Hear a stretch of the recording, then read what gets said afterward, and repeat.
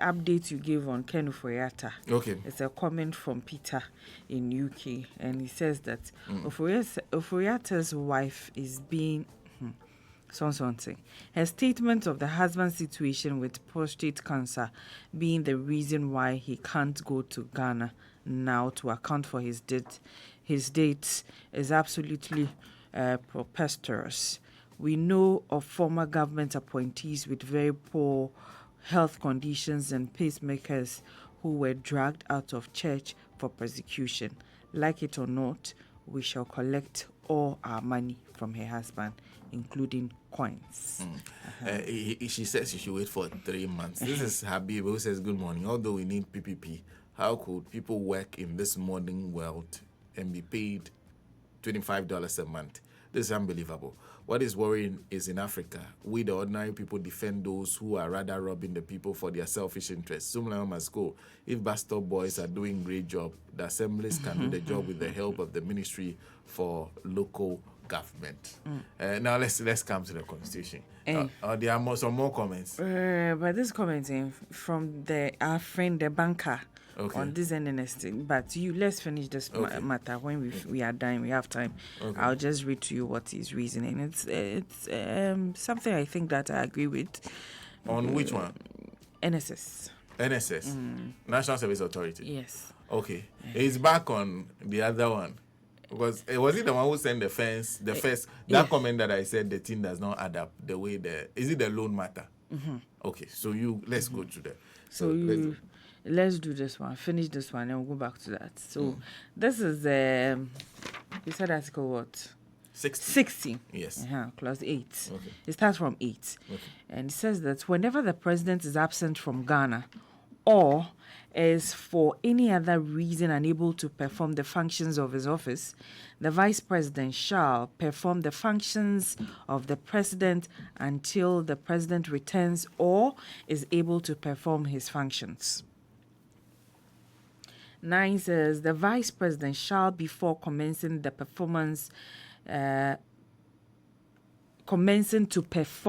functions of the president under clause 6 of this article, take and subscribe the oath set out in the second schedule to this constitution in relation to the office of the president. Now, the vice president shall, upon assuming office as president under clause 6 of this article, nominate a person to the office of vice president subject to approval by parliament. Okay. Now, where the president and the vice president are both unable to perform the functions of the president, the Speaker of Parliament shall perform those functions until the president or the vice president is able to perform those functions or a new president assumes office, as the case may be. The Speaker shall, before commencing to perform the functions of the President under Clause 11 of this article, take and subscribe the oath set out in relation to the office of the President. I think that's it. That's it. Okay. Where are you? 12 or? Yeah, that's 12. What does 13 say? 13 talks about where the Speaker of Parliament assumed the office of President as a result of the death, resignation, or removal from office. That's a different matter. Okay, so this one is temporary. So to 12, they deal with temporary absence. Yes. Not permanent.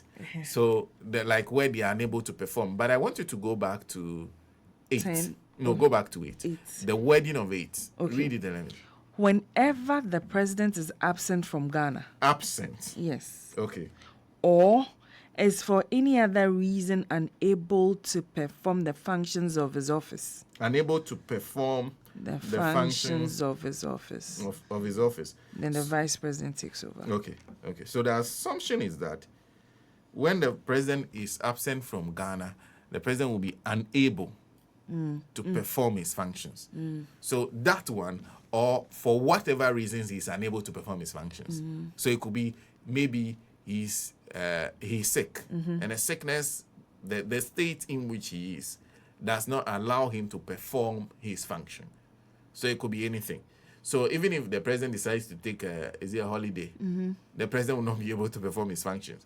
So if there is a reason for which he is unable to perform his functions, the mantle then falls to the vice president. The vice president takes an oath and performs the responsibilities of the president. Then, if the vice president is also away or unable to perform the functions, it falls to the speaker. Now, in this situation, because all three were away, it was assumed that all three were unable to perform the functions of the leader of the executive or the government or whatever it is. Okay. So the question is, so in that situation, who does power fall to? Who will take temporal responsibility? Nancy, you wanted to do attention to something. No, Or there's something that is. So per the wording, it means that when the president, so far as the president is out of the country, he's unable to perform his duties. That is a sense the constitutional provision is. So far as the president is out of the country, he cannot perform the duties of a president. Okay.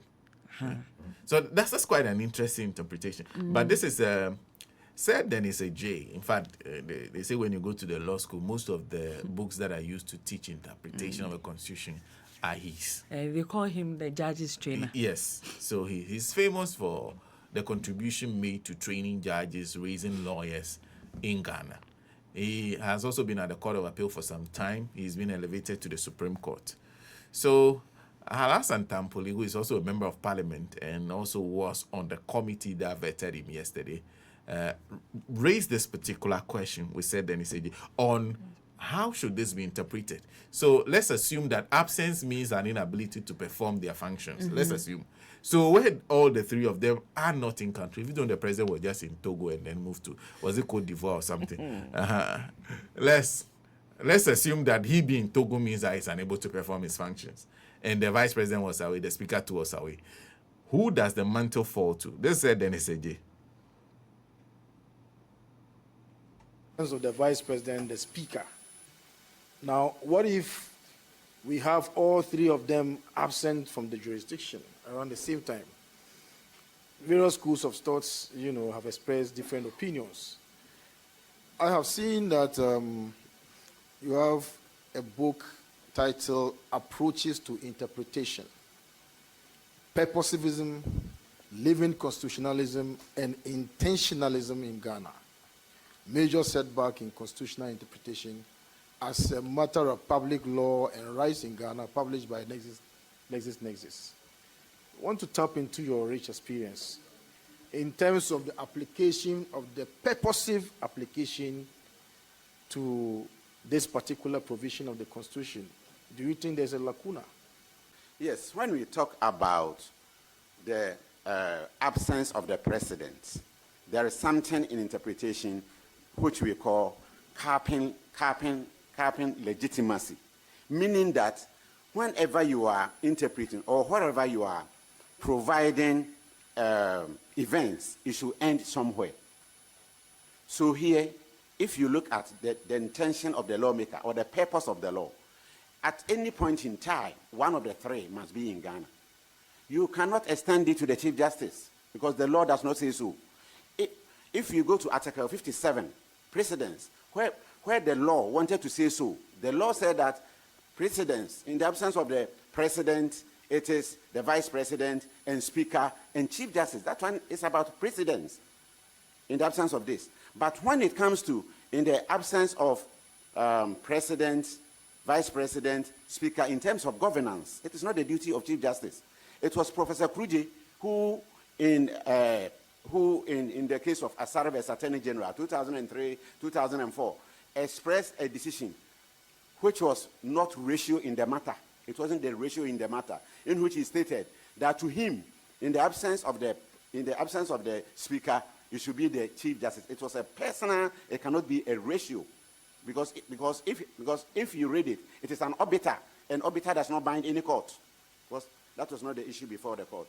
So my simple understanding is that it is to give legitimacy and to end the cap. So the cap has been fixed, the three. Because why do you go? So in that sense, you also go to say that in the absence of the Chief Justice, then in the absence of that person, then what is the essence of providing for leadership in your country? That is the essence. Thank you. He says there must be a limit to everything. If not, you just keep going. So, in the absence of Senna, there's Nancy. In the absence of Nancy, there's SM. In the absence of SM, there's Mufta. So, how far do we go with this issue? It says, at any point in time, the Constitution anticipates that one of the three should be in the country. And typically, you realize that it is rare for the president to leave the country, the vice president to leave for the country, and then the speaker, all of them to leave at once. So he says at any point in time, it's required that all three, either of the three, should be in the country. All of them cannot leave the country at a go. So that is the expectation, that the cap must end. So power can only be transmitted from president to vice president to speaker. It cannot fall below them. That is his interpretation. There are those who have jumped to Article 57.2 to make the point that they think the Chief Justice should be part of this arrangement. What does Article 57.2 say? It says the president shall take precedence over all other persons in Ghana, and in descending order, the vice president, the speaker of parliament, and the Chief Justice shall take precedence over all other persons in Ghana. Okay, so president takes precedence. In descending order, vice president, speaker, and the Chief Justice. Yeah. Okay, so that's the arrangement. So people feel that if that is the thing, then the Chief Justice should automatically be the next in line. But said Dennis J says no. The Chief Justice's power is that of his judicial power. It's a power that is supposed to hold everybody else accountable. That is not power that is executive.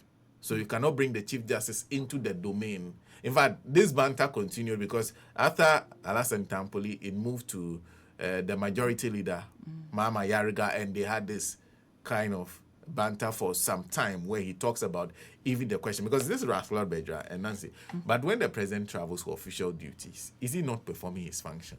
This is Raslord Bedra. And that's why I said we'll go back to what do you call it?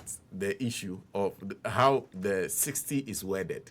60 talk about absent from the country or unable to perform his functions. So I'm saying that the suggestion is that the assumption is that if you're absent from Ghana, you are not able to perform your functions. There's the day who also says the Chief Justice takes over, I presume, and so that's the suggestion. We're supposed to speak to Honorable Yunusa Hussaini on this issue, and if we're able to, we'll get him and speak to him briefly on the issue before we close. Now, that's quite interesting. In fact, Nancy, that is your biggest issue too. The assumption that the president cannot perform his functions when he's out of the country. You think he can?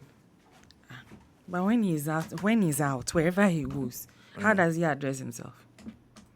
President of Ghana, and he's doing everything in the name of Ghana. So that's where I don't get it.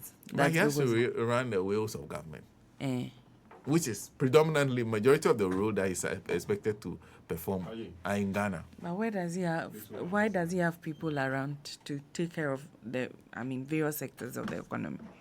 I see.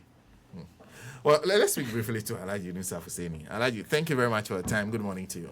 Good morning. How are you, Senna? I'm doing. I hope you are too. Well, you can't complain. I'm fine. Well, what's your own view on this matter of Article 60